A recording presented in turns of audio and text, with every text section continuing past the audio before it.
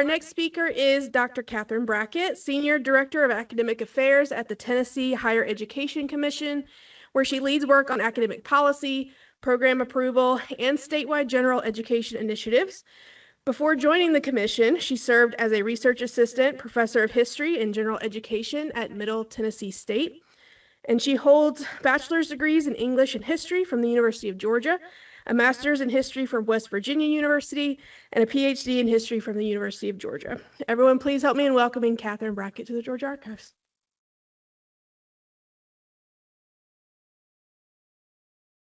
Good morning, everybody. Thank you so much, Robin, for having me today.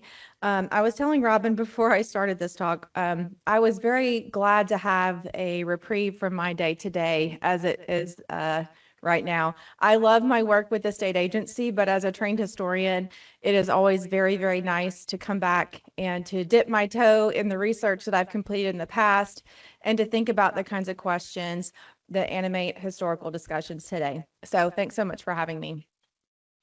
So how many of you have heard of Nancy Hart before? At all? Okay, so maybe a third. I still remember the best that I can recall. I remember hearing about Nancy Hart for the first time when I was in 8th grade, which for those of you who have completed 8th grade in Georgia in the recent past, you would have been required to complete Georgia Studies. They are the curricular standards that focus on Georgia's unique history. And I am very confident that she probably came up before that time because she really stands up as an example of women in the American Revolution. But in conversations about the American Revolution in Georgia, particularly since on the whole, Georgia gets painted as ambivalent in terms of its support for the revolution, I think in more nationally focused historical texts, Nancy Hart kind of stands apart. And she provides an example of patriotism that many people throughout history have looked to as a gleaming example of feminine patriotism. And so today what I want to talk about is what historians know and don't know about Nancy Hart and about why her story has become so compelling for generations of Americans. I also want to talk a little bit about what her story can tell us about the nature of patriotism and more specifically, what kinds of patriotism have been available to women specifically in history. Okay, so I'm going to start with the historical evidence that we know about Nancy Hart. So as far as the evidence shows, Nancy Hart was an actual person, so that's a good start. She was born in the mid-1730s, either in Pennsylvania or North Carolina, and you can see on the left there, this is the recreation of her home in Elbert County, Georgia. You can visit this location if you are interested. She married Benjamin Hart and they moved to Georgia in the early 1770s. They settled in the Broad River region along the Savannah River in Elbert County. So you'll notice this map, incidentally, is after Hart County is created. You can see it right here. But her family lived in this area of Georgia. So her husband, Benjamin, served as a lieutenant in the Georgia militia from 1777 to 1782. And both Morgan and Hart were very well connected from distinguished families, and they had some connections to some high-ranking Revolutionary War leadership, including Daniel Morgan. So after the Revolutionary War, the Harts moved to Brunswick, and then she moved to Athens, Georgia, after her husband died to live with her son. Ultimately, Nancy Hart, in the historical record, eventually moved to Kentucky, and that is where she died in the early 19th century. So she was a quite long-lived woman. That is what we have in the historical record of Nancy Hart. So now I want to talk about what the legends say about Nancy Hart. And by calling these legends, please know that I'm talking more about storytelling rather than implying that any of these things may or may not be true. We'll get into some of that later in this discussion, but For the most part, I'm trying to provide an overview of how her legend has grown and been retold many, many times over decades of history. So in the mid 19th century, so like 1840s, 1850s, a number of stories about Nancy Hart began circulating in earnest in magazines, newspapers, and books. And almost all of them centered on her activities as an American patriot and spy during the American Revolutionary War. So I'm going to synthesize information that comes from a number of sources. So just bear with me to provide a picture of like the kinds of stories that were being told about Nancy Hart during this period. So in local folklore, Nancy Hart was called Wahatchee or War Woman by the Cherokee in the area. And again, this is where the title of the presentation comes from. This is an oft-repeated phrase that you see in the stories told about her. I'm not sure that the evidence shows that that was the case, but that's for another day. A number of stories are told about her working as a spy for the revolutionary cause. She was very, very patriotic, apparently. Some have described her as, quote, assuming the garments of a man and pretending to be crazy. So she walked into British camps so that she could gather information. So this was one of the stories told about her. Another is that she is left with a large group of children to watch over a fort in a rural, in the backcountry. At that time, British soldiers attack, and she and the children, along with a shirking teenage boy that she finds, push a cannon to the front of the fort, fire the cannon off, and scatter the British troops. So they save the day. In another more famous story, Nancy Hart is home making soap, which was a very lengthy process, not a very pleasant one. She's boiling the soap over the stove or over the fire. Her children notice somebody looking through a crack in their cabin. She starts telling outrageous stories about the British soldiers. And when they see the eye go very rapt and stay right by the crack for a long time, she takes this hot soap and throws it at the crack in the cabin. However, the most famous story, and it's not even close, regarding Nancy Hart, is her encounter with British soldiers. So in this incident, a band of soldiers come upon the Hart homestead, and they demand that Nancy Hart either provide them with livestock or make them dinner. So this is not atypical for this time period. You have roving armies, and even before this, as you all know, very often American colonists were forced to quarter British soldiers. So Nancy noted with some resentment that all of her animals had already been taken or were gone. And so the leader of this band of soldiers goes outside, kills the last turkey in the yard, brings it inside, and says, now you can make us dinner. So Nancy begins to cook the turkey, and the soldiers naturally begin drinking while they wait for their dinner. As the dinner is cooked, Nancy starts plotting. She decides, I'm going to take advantage of this situation. And so she sends her daughter, Suki, who you can see pictured here, and in all subsequent depictions of this, by the way. We'll talk about that. She sends her daughter Suki into the swamps near the homestead to alert the Patriot soldiers who are hiding there, including her husband. And the idea is that they're going to come back and they're going to capture these soldiers and then take them prisoner. And so while Suki is out, the soldiers get increasingly drunker. They carelessly leave their weapons on the floor of the cabin. And very smartly, Nancy, one by one, begins taking these weapons and carefully passing them through a crevice in her cabin. And as I was reading this, I wonder, is it the same? Is it the soap crevice?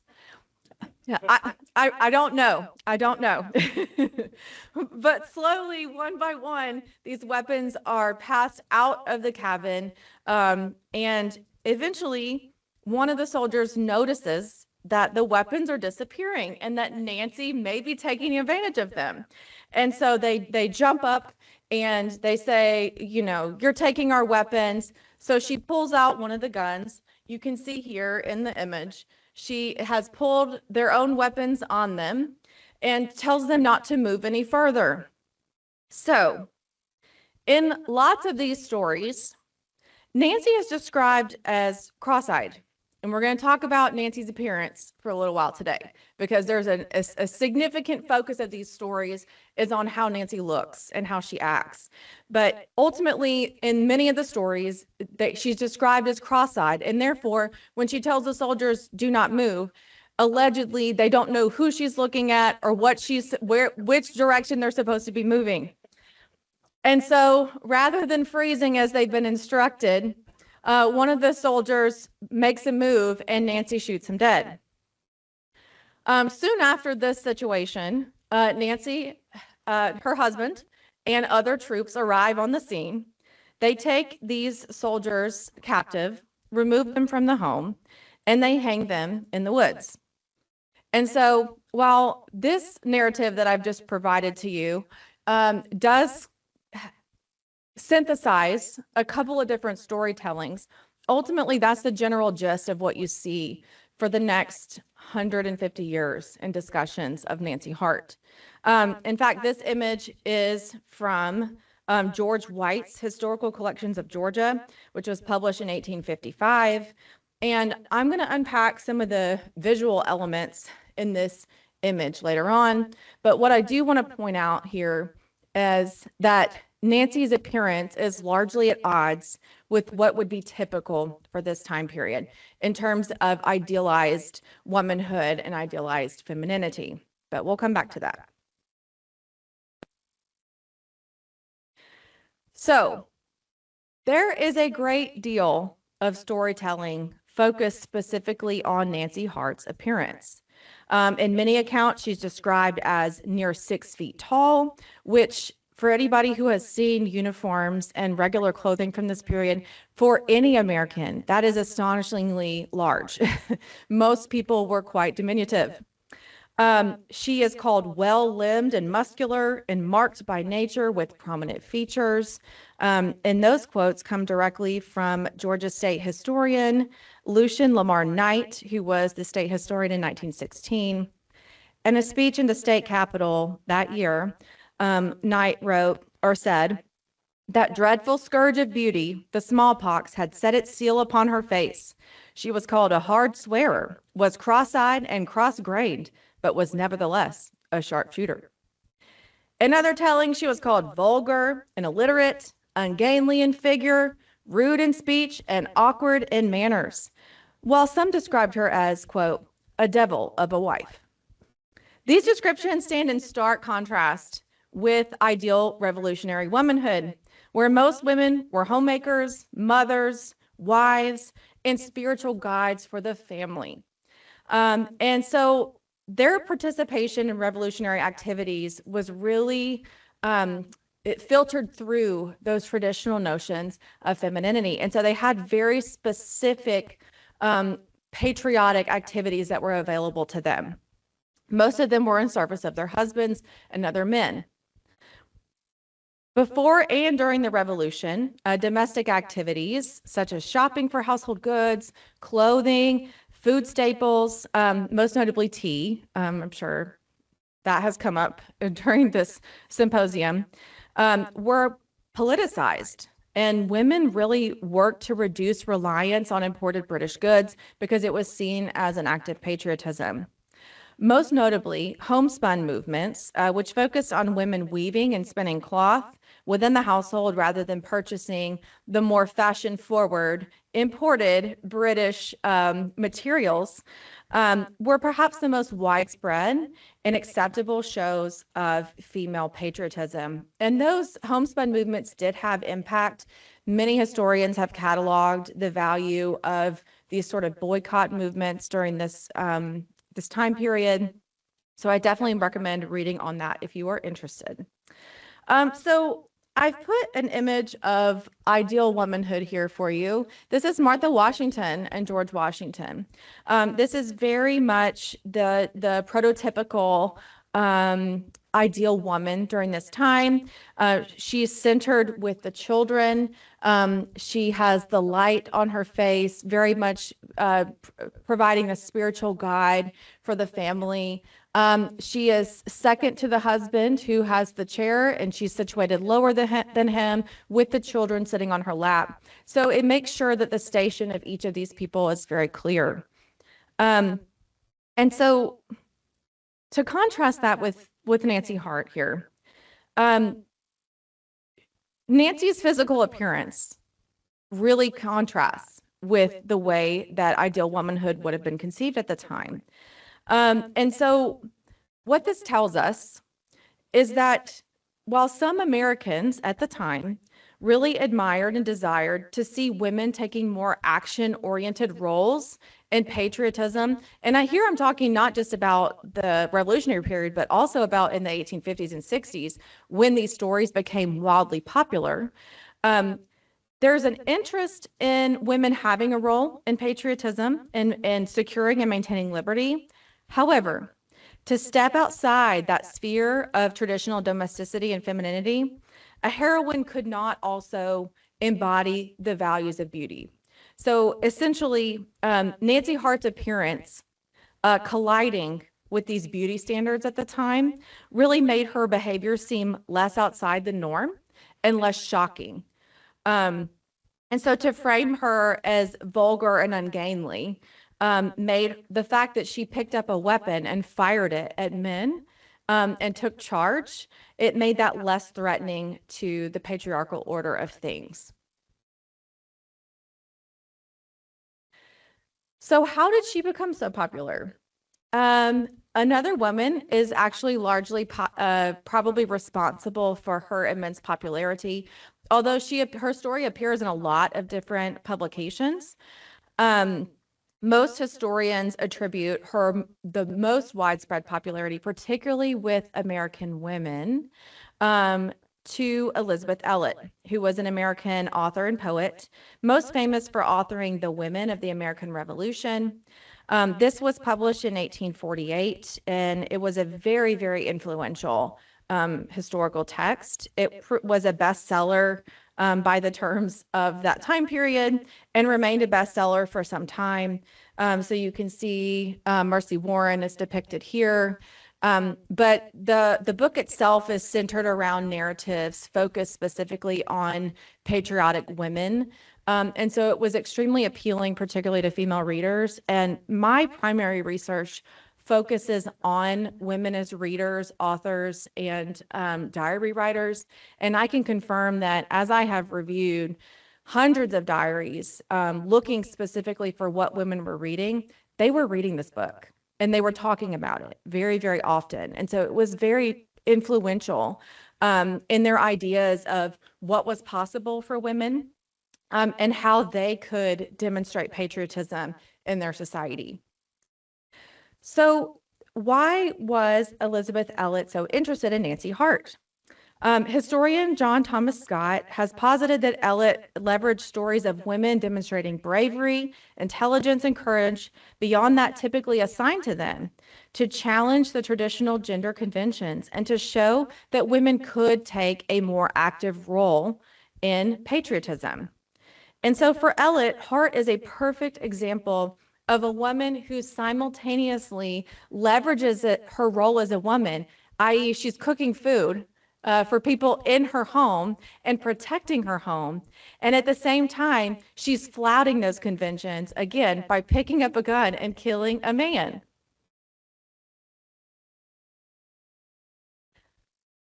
In terms of the historical record, we do know that these stories about Nancy Hart had impact because the stories were told and retold and retold, adding new details, adding new incidents, all these kinds of things. And by 1853, the story had gained enough notoriety for the Georgia state legislature to name a newly formed county from pieces of Franklin and Elbert counties, Hart County. So you can see this historical map shows the counties as originally created. And then over here, here's that map again. You can see Hart County has been carved out of Elbert. Hart County is still the only county in Georgia that's named for a woman. And there are not records of the conversation around what the creation of this county looked like. Those records do not exist, at least from my historical research. I trust there are maybe some others who have found some evidence of these conversations. But it is telling that the story had enough staying power, not just with women who were reading books about patriotic women in history, but enough to convince the all-male Georgia legislature, which, and by the way, this was not in vogue remotely to name anything for a woman in this period. So it tells you about the cultural power of this story for them to rename a county in honor of this woman. Okay, so now I'm going to take a sidebar. It's going to feel like this does not connect, and you might be confused for a second, but I promise it will all make sense. So Nancy Hart, her legacy had resonance in the Civil War era as well, because as you may or may not know, both the Northern cause and the Southern cause argued vehemently that they were the true inheritors of the American Revolution. So, and that they were the keepers of the principles that informed the American Revolution. Now, to engage in that debate, I'm going to need at least 2 weeks, so I'm not going to get into that. But what I am going to talk to you about is about a all-female militia that was formed in my hometown of LaGrange, Georgia, in 1861. Now, I'm going to be very straightforward about the historical record on this and say that the wartime records are very scanty. We'll come back to that. But on the whole, the story of this militia is a group of enslaving women who were well-to-do, white, educated in this community of LaGrange. Most of the men in their hometown were away fighting in the Civil War. And so they decided that they wanted to do something that would allow them to protect hearth and home without necessarily fully flouting the gender conventions that were very important to them. These were the women who were at the very top of society. So challenging those norms in terms of gender, race, social class, all those things, it would have not been in their advantage to do so. So they had to really carefully sort of walk the fence on this. So there's one narrative, firsthand narrative of the Nancy Hart militia, and it stems from well after the war. We'll talk about the timing on that in a few minutes. But ultimately, in that narrative, they describe naming their militia for Nancy Hart specifically because she had really found a creative way to express her patriotism, protect her family, and protect her home. And so this really appealed to these women who were deeply unsettled by the changes in their society. So when you're thinking about wartime and this huge disruption in Southern society and Northern society as well, frankly, Southern women really had to come face to face with the limits of the protections that patriarchy afforded them. In the time, women were supposed to remain in the home. They were, again, spiritual guides, while the husband was the protector, the breadwinner, and the guide, the overall guide for the family. And so when the husbands are away at war, those protections are not afforded. And so women really had to figure out how they could leave the sphere of womanhood and lead the household and bury their husbands and their fathers and their brothers and their children, and to nurse the wounded and the dying, and many, many other roles. And so as the story goes, and again, I would definitely refer to this part of the story as legend. Women in the town asked a male resident who did not fight due to disability to train them using William Hardee's light infantry tactics. And so for anybody who's familiar with Civil War history, you'll know that that is a very popular infantry tactics book that was used among soldiers. In later tellings, the women's experiences with drills, target practice, and other sort of military actions proved quite humorous. And so this firsthand account comes from Mrs. Morris, labeled here, and this is from a Ladies' Home Journal, the National Magazine article in 1904, by the way. The only firsthand narrative comes from Miss Morris, or Miss Pullen Morris. So she gave a speech at the United Daughters of the Confederacy in Atlanta in 1896, and we're going to unpack that. Don't worry. In her speech, Pullen recalled marching, quote, through the streets with our guns on our shoulders and banners flying. Their shooting target was smaller than a barn door and larger than a mustard seed. And the only targets hit were a hornet's nest and an unfortunately placed cow. So as you can see, we have another instance where women are picking up weapons, and in order to balance it out, we got to have some humor in there. So at the end of the war, LaGrange was a important rail city and was extremely wealthy. I think it was like the county itself was the fourth or fifth wealthiest county in the state of Georgia. After the war, a detachment of Wilson's cavalry raiders entered the city nearly a week after the surrender at Appomattox. The historical record from the time do show that they focus their destruction on war material. However, when you have almost 15,000 soldiers foraging, things are going to happen. On the whole, though, LaGrange was largely spared. Most of the things that were destroyed were factories, and the official records demonstrate that. Decades later, though, this story of a quick surrender and turnover between the Confederates who had left LaGrange and the federal forces had changed. So in Lila Pullen's telling, the Nancy Harts marched to the edge of town, and they confronted Colonel LaGrange, who incidentally shared the name with the town, which is one of those weird historical quirks that you just can't make up. So he was leading the troops from Wilson's raiders who came into LaGrange. They meet him on the edge of town, and they swiftly negotiate a surrender of the town. And in Pullen's telling, LaGrange says to her, let's see, I should think the Nancy Harts might have used their eyes with better effect upon the Federal soldiers than their rusty guns. So again, we have this incident that really is steeped in some romanticism, humor, those kinds of things. So what does this story have anything to do with Nancy Hart, the Revolutionary Patriot?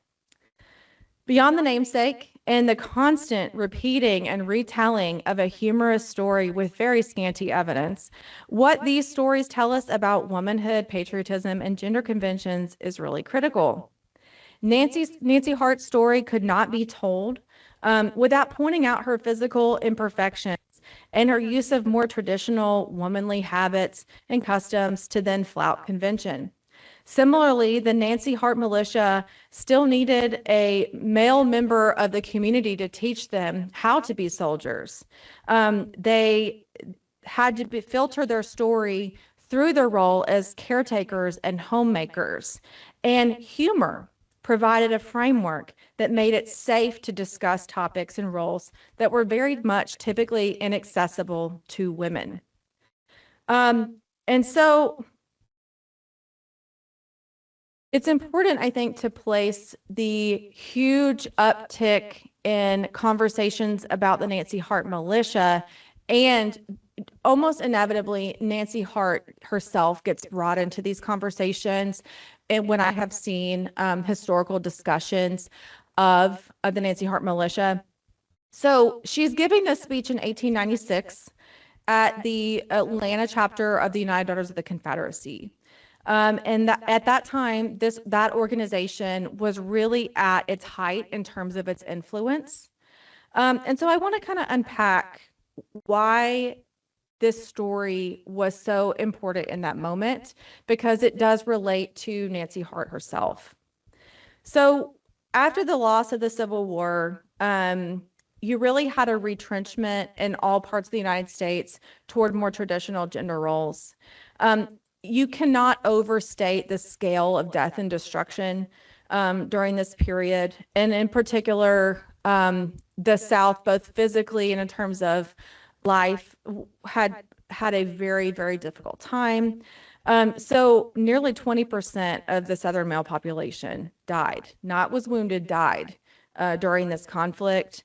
And so in a society that was very, very stratified and built on traditional notions of roles and what was possible and who was meant to do what in society, this really created an unprecedented unease for people. And on top of that, there was at least the partial or attempted dismantling of the racial hierarchies that had supported the system of race-based slavery for 100 years. And so after the Civil War, Southerners really tried to negotiate a revised telling of what had caused and lost the Civil War. And they were very, very successful at this. In fact, I would argue no one has been on a losing side of a war has been more successful at reframing how a war is talked about. And so these efforts started with speeches largely and appearances largely by former Confederate generals and politicians. But women soon played a very important role in these efforts. And so when we're talking about what kinds of things these folks were doing, I'm talking about speeches, I'm talking about novels, books, historical texts, monuments, plays, paintings, any kind of cultural ephemera you can think of, that effort appeared there. And so by the 1890s, the following reframings that I have on this slide, those were accepted as truth, largely in the South and in the North, in terms of memory of the Civil War. And so you have a justification of secession and a focus on states' rights instead of slavery. You have the veneration of Confederate leaders, primarily through monuments. You have a reconception of slavery as a benevolent institution. And then you have these stories of like a big bad Goliath North versus a small independent underdog David. And so you really see the pieces of all of those values reflected in the Nancy Hart militia and in Nancy Hart's story. Okay, so right after the Civil War, you have a real focus on memorializing the dead. And so this is the height of ladies' memorial associations, and their primary goal was to decorate graves of those lost, to raise money for veterans organizations, and to really maintain traditional gender norms in terms of what was possible for women in patriotism. And meanwhile, the UDC, the United Daughters of the Confederacy, they began gaining steam between the 1880s and the 1890s. This is an altogether different type of organization. And at that time, they were very much focused on rewriting narratives and retelling stories about the history and to infuse pro-Confederate attitudes via textbooks, talks, publicity, and law. Some of these women really fixated on Nancy Hart as a figure and on the Nancy Hart militia. And so Nancy Hart is intoned in some of these efforts to rewrite history. On the far left there, you can see Mildred Rutherford. She served as the historian general for the United Daughters of the Confederacy and was probably one of the first like textbook warriors that has ever occurred in American history. Definite focus on censorship and ensuring that the narratives complied in history with what their goal was. You can also see some women in Waynesboro, Georgia, around 1900, and Stone Mountain. And so the efforts around memorializing the Confederacy and the huge popularity of the Nancy Hart militia and Nancy Hart basically were tying together the Confederate women's patriotism and recasting the war as one that was fought, that was the true inheritor of the American Revolution. So that argument never went away. Southerners for decades argued, oh, yes, we were the inheritors. And so please know, I am not trying to directly, I am not, me personally, I am not trying to connect Nancy Hart and her legacy with the lost cause. However, unfortunately, she was intoned very often and brought up and used as an example to then make arguments that were situated in the lost cause. And each of these stories tells us a lot about what kinds of patriotism were available to women.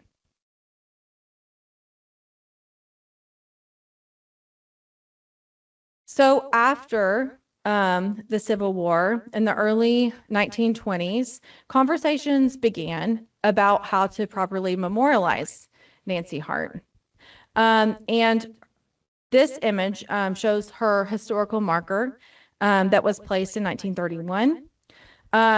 Conversations about how to describe her contribution had begun in a national context in 1929 when an Ohio senator brought her story to the United States Senate Committee on the Library.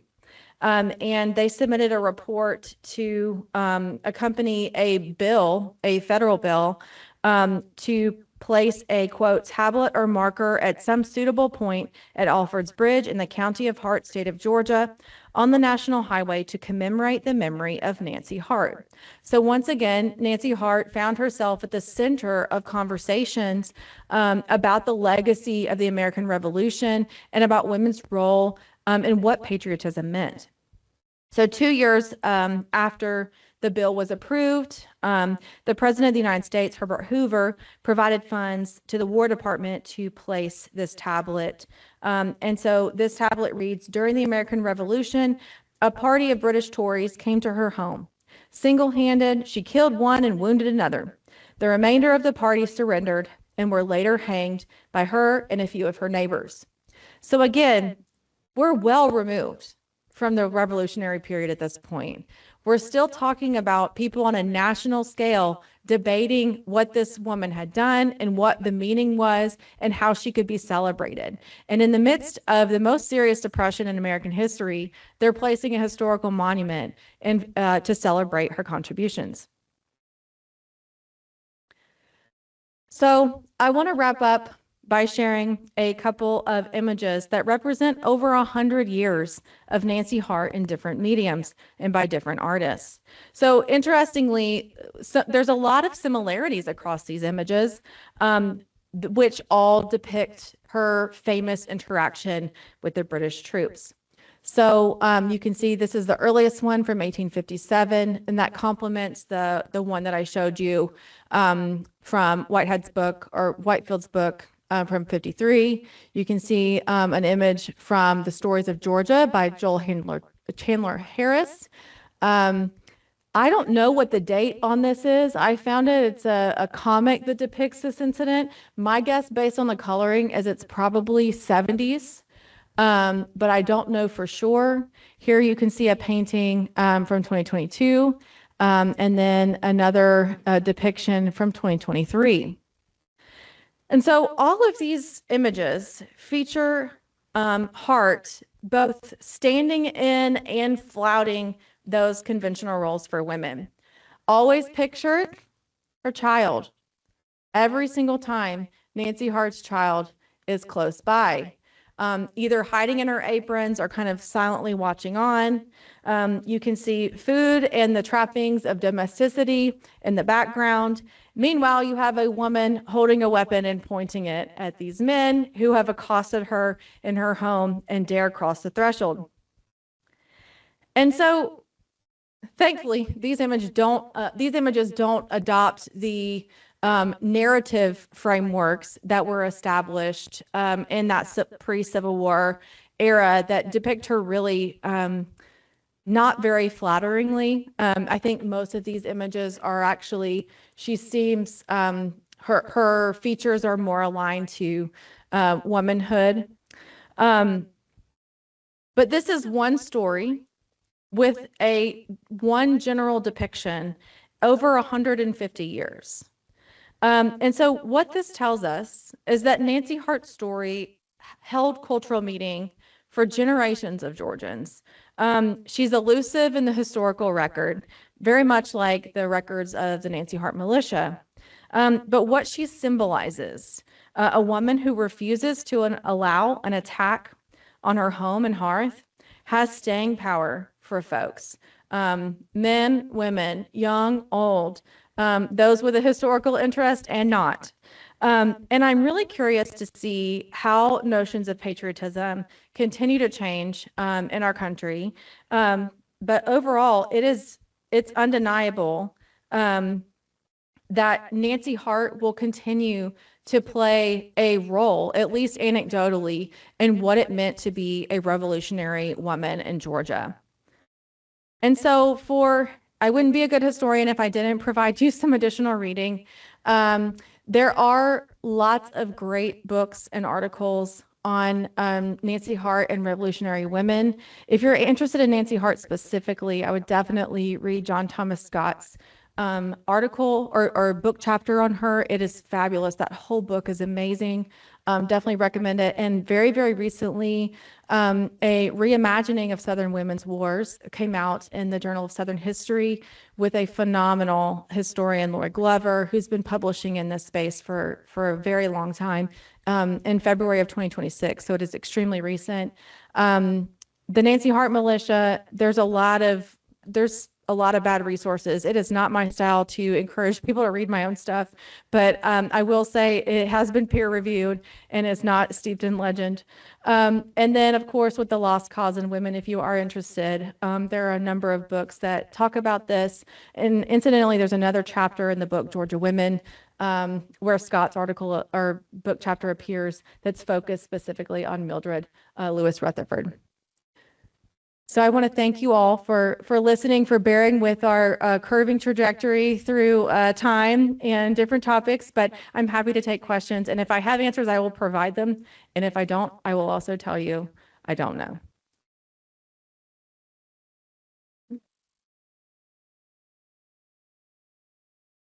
Did we have any questions? Yeah.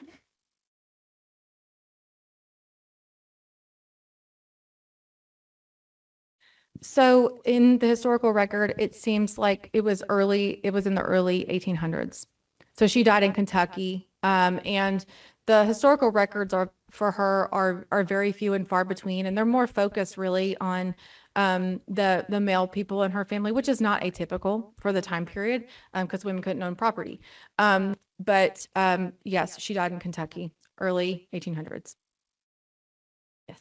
So I have two questions. One is about the militias, and was there a overt connection between them and then the UDC? Like, did a lot of those ladies become UDC members and that kind of thing? And then the second one is on these pictures on your last slide where they have very recent dates, from 2003 and 22 and so forth. Are those pictures that were just discovered and put in books at that time or something, or would those have been created in that, or, people are still creating art about this. I don't think that's the case, but I'd be curious to know where these later references to her in this century. Sure. So I'll take the first question, and if I forget to come back to the second, just prompt me. The first question, yes, many of those women were very much involved in both the founding of the Ladies Memorial Association pretty soon after the end of the Civil War, and were involved in the local UDC chapter. When I was doing research for that piece, I did a lot of research in the historical records in LaGrange, and also spoke with attempted to get as much information as I could from the national records at the UDC headquarters. They did not have record. The woman who provided the firsthand narrative, she had never formally joined the UDC, but a number of people who were in the Nancy Harts did and were highly, highly active in those circles. So they were very much involved in reconstructing the narrative.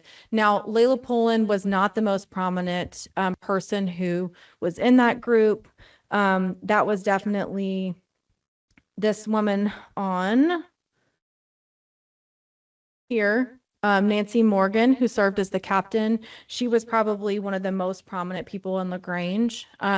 All of these women came from extraordinarily wealthy and powerful families in LaGrange, and so they were actively involved in memorializing the dead, and with good cause, right? So I don't mean to attribute all of their actions to this, solely focus on championing the lost cause. While they certainly believed it, they had lost lots of family members, husbands, brothers, sons, etc. So their actions in memorializing in those LMAs makes sense from a historical standpoint. In terms of the paintings, this is another parallel between the Nancy Hart militia and Nancy Hart herself. These images that date from 2022 and 2003, those were created in that time. This story has been told and retold and redepicted, and images have been created and recreated, and they all center on this sort of singular depiction. So in all of them, you'll notice she's on this one side with the gun pointed at the soldiers who are stationed in a group. The only exception is this one. And to my knowledge, this comic was used as a teaching tool. So the question about why this story, part of the reason I wanted to tell the story is because clearly when you have continued outpouring of the storytelling and the creation of new cultural artifacts, it means that people are invested for some reason. There's something that tugs at them, that makes them want to continue engaging and talking about this person and depicting this person's story. That's a great question, and it's one that's been super captivating to me, both about Nancy Hart and the Nancy Hart militia.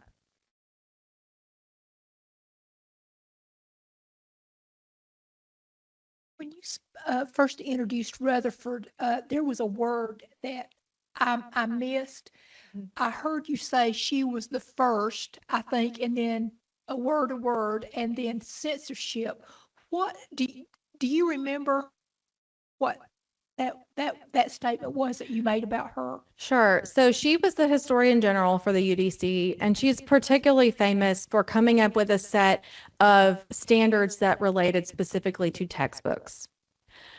So Rutherford dedicated her life to ensuring that public textbooks used in all schools in the country were favorable toward the South. And I have some quotes in here. I'll see if I can pull them up. And so when we think about battles over content, textbooks, instruction throughout history, this is really one of the first kind of flashpoints where that takes place. Yeah, so she had, in 1901, she developed a list of criteria that she, quote, called an effective study of history that would lead to vindication of the men of the South. And so you can go to archival records and UDC websites and see a list of things that she had as her test for whether or not the textbook was accurate and should be used or not. And so she was directly, and this is what's so interesting about this period in the UDC and women's roles in this lost cause narrative. They were 100% outside of what was typical for women at the time, because they were directly championing changes to textbooks, the physical landscape through monuments, the law, and they were directly championing that to lawmakers. So they were not, asking, writing letters to their husbands and asking for change. They were going and lobbying for direct access to these decision-making things. So she's definitely, this is probably one of the first flashpoints in battles over control over narratives and who gets to tell history.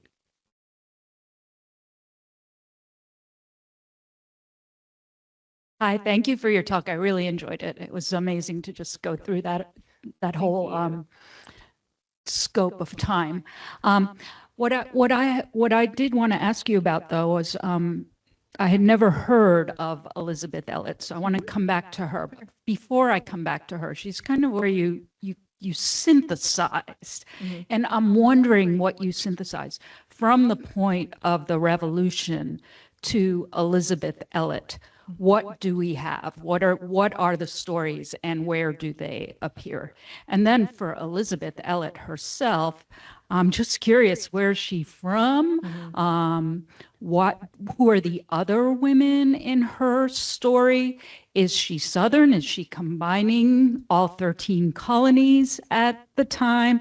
And then also because she's writing in 1848, this is a time, this is a time of abolition. It's a time, it's Seneca Falls came out, the Women's Rights Declaration came out that year. So I'm wondering if there's any connection there. And that leads me to my third question. Okay. I'll leave it at that. Ask me all the questions. I'll ask you later. You have to help me keep up with them. So in terms of why the focus on what it looked like in terms of the Nancy Hart narrative between the Revolutionary War period and Elliot's book, there were things that would appear in local newspapers, but the records are very few and far between. And in fact, the bulk of the narrative really starts appearing in the 1840s and 1850s. And so again, when the historical question is why during that time is there this resurgence of this narrative? Some of it probably has to do with commemoration, right? Of hitting an important marker since the war had occurred. And anytime you hit some kind of whether it's a centennial or 25 years, whatever it is, there tends to be this uptick in activity and storytelling, mostly to ensure that things are celebrated adequately through the lens of patriotism. But what it's really interesting, I don't know why it's 1840s and 50s where suddenly poof, it appears and it's being told in periodicals. It could also have something to do with the rise in accessible and inexpensive printing. So there's a whole host of things that could be responsible for why this time period. What I will say, and I don't pretend to be an expert on Elizabeth Elliot, I highly recommend doing some reading on her because she's a fascinating woman. But she is very much involved in the proto-women's movement and interested in advocating for women's specific role in a patriotic and American society. So she is looking specifically in her narratives for examples for women, of women doing amazing, patriotic, innovative things. And so she sees writing this book as it's primarily meant to be an inspiration and to show, look, women can and should be a part of American society, and we should have a role to play in maintaining democracy. What was your third question? Okay. Sure. Thank you. I was wondering if there are other women that come to mind, like Molly Pitchard and others. Absolutely. So I think during this period, there is, both in the 1850s and beyond, there are lots of narratives told that demonstrate women's bravery in the revolution and the particular contribution that they provided. Molly Pitcher is an interesting example because, similar to Nancy Hart, she's kind of a mixture of multiple people. And so she represents something about American female patriotism more so than she does an individual person. And so all of these stories, I think, are carving out space for women to be active participants in the democratic experiment. So there's lots of good examples, both in terms of fictional storytelling, lore, cultural depictions of the war, and also in historical analysis. So I definitely recommend, if this is something you're interested in, there's great scholarship on it.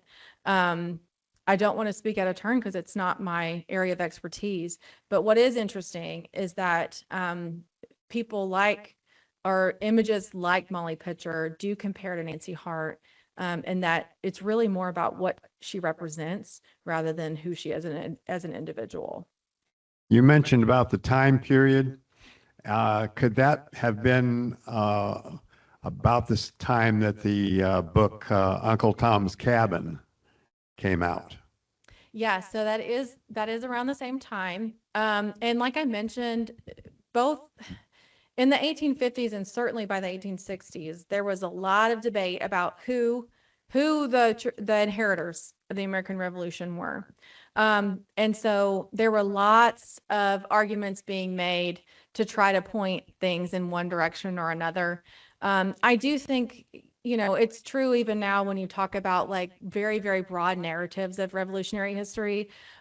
Many of the Southern colonies kind of get painted as ambivalent towards the revolutionary cause. Whether that's accurate or not, hard to know.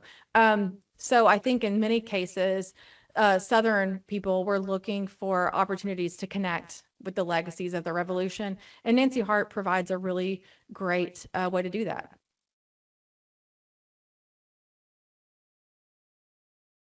Last question. Okay, so my last question is about the silences that I hear here. Yes. And the first one is Native Americans. And I seem to remember there some kind of a connection with one of the Nancy Hart legends and Native Americans. So I wonder if you'd speak to that.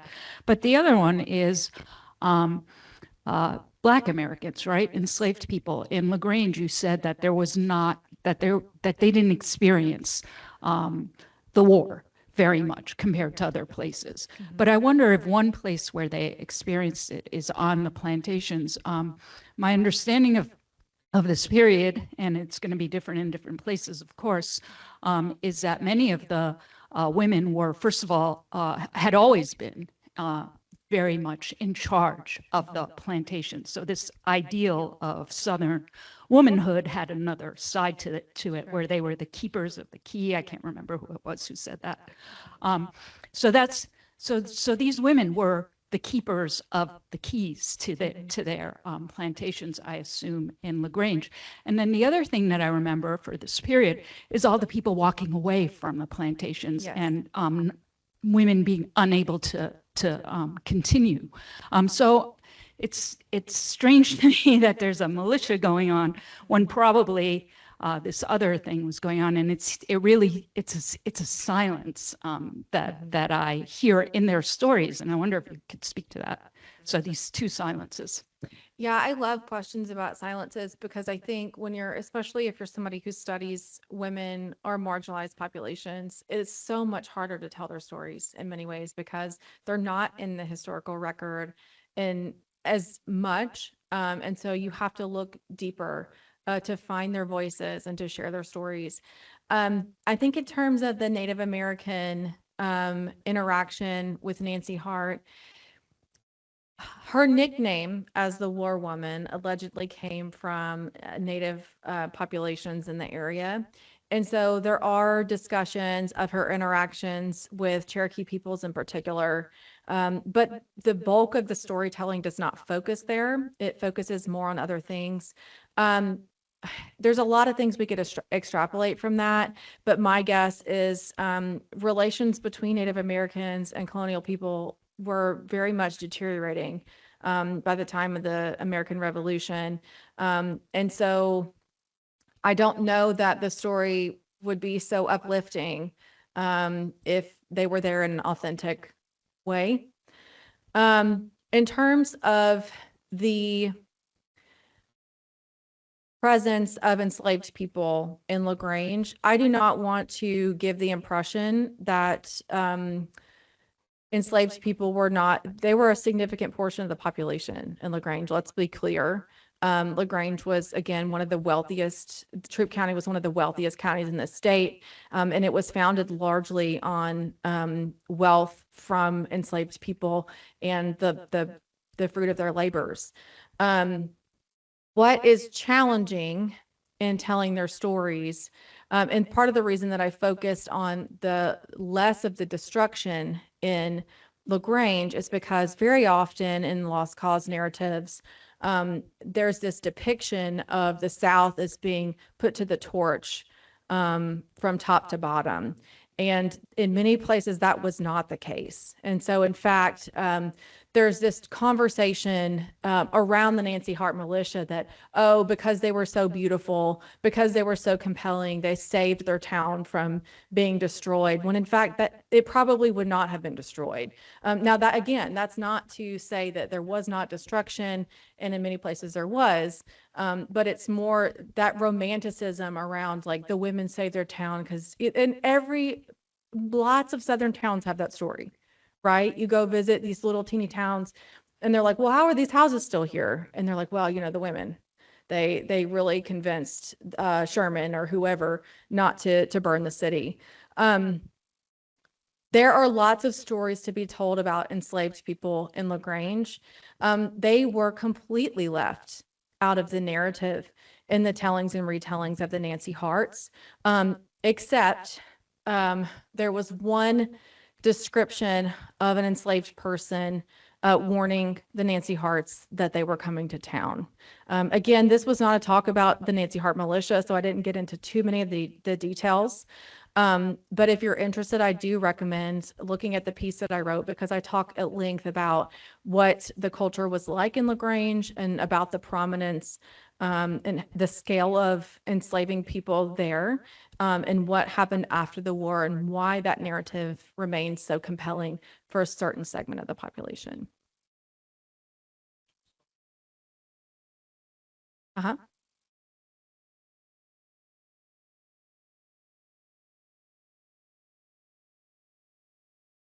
State. So they would dress differently on the east side. They were on the frontiers. That's why she looked the way she did. They were known as frontier people. Generally, they were put there to protect them from the enemy.